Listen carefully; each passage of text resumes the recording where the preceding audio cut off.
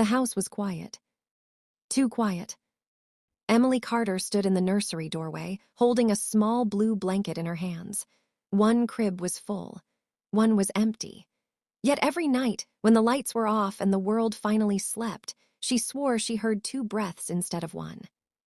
Liam Noah Carter came home alone. There were no balloons, no congratulations, no photos taken at the door. Just a mother, a father, and a baby whose heartbeat sounded a little too strong for such a tiny chest. Emily placed Noah's photo above the crib. Daniel never questioned it.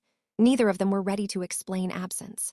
Every night, Emily leaned close to Liam and whispered, "You're not alone. You never were."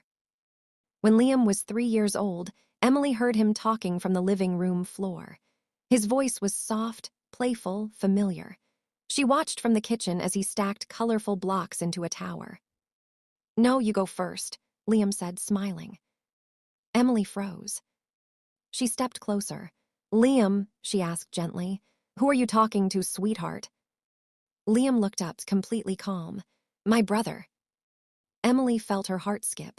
Daniel gripped the counter behind her, his knuckles turning white. That night, Emily sat beside Liam's bed, brushing his hair back with trembling fingers.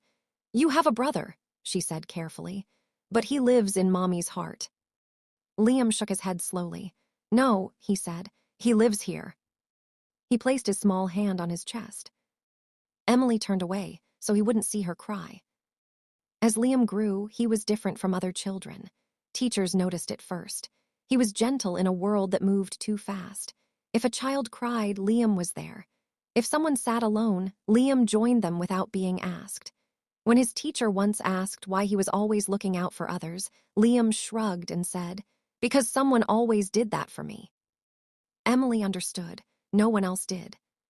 When Liam was 7, he collapsed during recess. Sirens cut through the afternoon air as Emily ran toward the ambulance, her legs weak, her chest tight with memories she never wanted to relive. In the hospital, a doctor listened to Liam's heart longer than usual. "Has anyone ever told you," the doctor said slowly, "that your son's heart sounds different?" Emily swallowed hard. Tests followed, scans, charts, long waits in cold hallways. Finally, a cardiologist sat down across from them. "This is rare," he said, "but his heart is stronger than average." Emily nodded. She already knew why. It had learned to beat for 2. As Liam grew older, the questions grew heavier. One night when he was 12, he sat beside Emily on the couch and stared at the floor. "Mom," he asked quietly, "why do I feel sad for no reason sometimes?"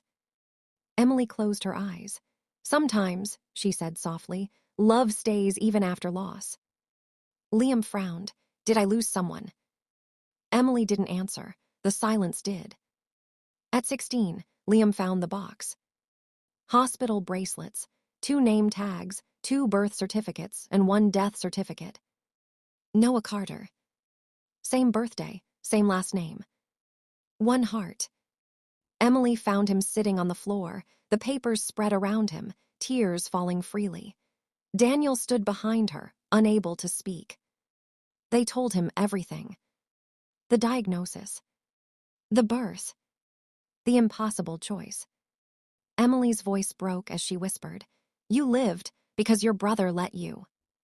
Liam stared at his hands.